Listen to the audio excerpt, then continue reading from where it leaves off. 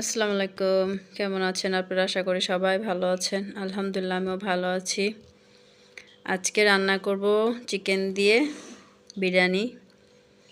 একদম সহজভাবেই একবারেই চড়াই দিব। খুবই মজা হয়। চলেন যাই, বেশি কথা না বাড়িয়ে। এখানে আমি প্রায় 3 কেজির মতো মুরগি নিয়েছি। পাকিস্তানি মানে বেশ বড় বড় মুরগি আর কি, দুটোই বড় মুরগি। 3 কেজি মতো হবে মাংস। তো সেটাকে কেটে আমি ধুয়ে নিয়েছি। বড় বড় সাইজই করেছি, ছোট সাইজ না। চলেন যাই, কিছু মশলা নিব।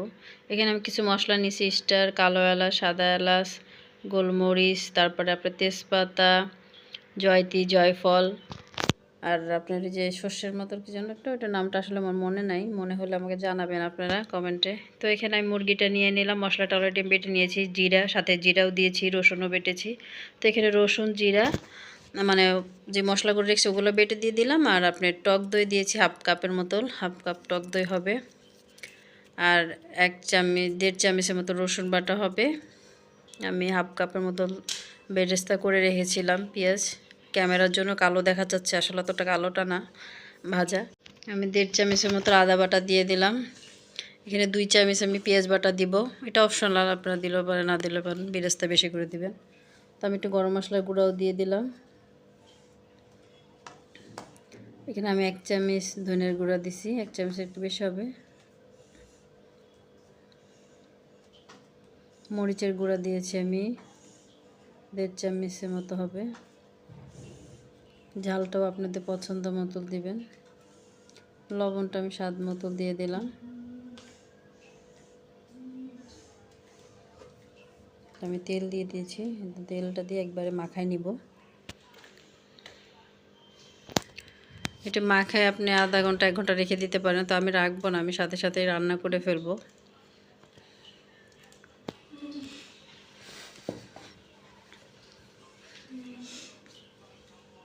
সত্যি কথা কি, এভাবে একারে শর্টকাটেও মাখায় রান্না করা যায়, এত ভালো লাগে। ঝামেলা বেশি করতে গেলে ভালো লাগে না আসলে। আমার কাছে এভাবে রান্না করছি, খুব ভালো লাগছে। তো এখানে আমি কড়াইতে বড় একটা পাতিল দিয়ে দিয়েছি, সেখানে মাখানো। আমি এখানে 2 টেবিল চামচের মতো পাউডার দুধ দিয়েছি। তো এটাকে ভালো করে মিক্স করে নিব। মিক্স করে এটাকে একটু সময়ের জন্য ঢেকে রেখে দিব। তো পানি ছেড়ে দিবে, দেখেন অলরেডি পানি ছেড়ে দিছে। তো নিচে যেন না লেগে যায় সেটা খেয়াল রাখবেন। তা আমি কিছুক্ষণ পরে ঢেকে ঢেকে দিচ্ছি, আবার একটু লাড়াচাড়া দিতেছে, নিচে যেন না লেগে যায়। এখানে অনেক পানি উঠে গেছে, আমার প্রায় মাংসটা প্রায় কষানো হয়ে গেছে। আমি যে পোলার চাল রেখেছিলাম, আমি 3 কেজি চিকেনের সাথে আমি 1.5 কেজি পোলার চাউল ইউজ করছি। আমি চাষি যে পোলার চাউলটা, চাষিটা ওইটা ইউজ করছি।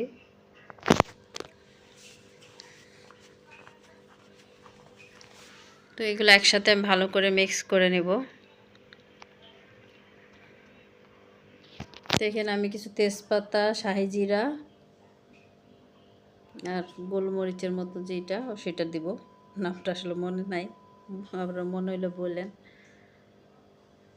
কাজ করতে থাকলে অনেক কিছু আসলে ভুলে যেতে হয়, তো অনেক কিছুই ভুলে যাই। এরকম করে কষাই নিব। আমি অলরেডি গরম পানি দিয়ে রাখছি। এরকম করে কষতে কিশমিশ, আমি কিছু কিশমিশ দিয়ে দিলাম। তো আমি 2 টেবিল চামচের মতো ঘি দিয়েছি। এটা আপনাদের অপশনাল, ঘিটা দিলে ঘ্রাণটা সুন্দর আসে। আমি এখানে কিছু মোরব্বাও দিয়েছি। তো এগুলো দিয়ে আমি এখন গরম পানিটা রেখেছিলাম সেটা দিয়ে দিলাম। আমি আধা লিটারের যে মগ আছে, আধা কেজির আর কি, সেই মগের 6 মগ পানি দিয়েছি। কারণ নিচে আপনি দেখছেন যে পোলার ভিতর পানি ছিল একটু, তো আমি পানিটা কমই দিয়েছি আর কি। এটা পানি না থাকলে আপনি 7, 6.5 এরকম পানি দিতে পারেন। যাক, আমি ঢেকে রেখে দিয়েছিলাম। আমার বিরিয়ানিটা হয়ে গেছে। দেখতে যেমন মাশাআল্লাহ, খেতে কিন্তু সত্যি খুবই মজা হয়েছে আলহামদুলিল্লাহ। তো এখানে আমি কিছু আমি আবার 1 চামচ 1.5 চামচের মতো ঘি দিয়ে দিব এখানে উপর দিয়ে। তো এখানে আমি কিছু বেরেস্তাও দিয়ে দিব উপর দিয়ে, সৌন্দর্য দেখার জন্য, খেতেও ভালো লাগবে। যদি আমার চ্যানেলটা ভালো লাগে প্লিজ লাইক শেয়ার করবেন, সাবস্ক্রাইব করে দেবেন, আমার সাথে থাকবেন, আমার জন্য দোয়া করবেন। আল্লাহ হাফেজ।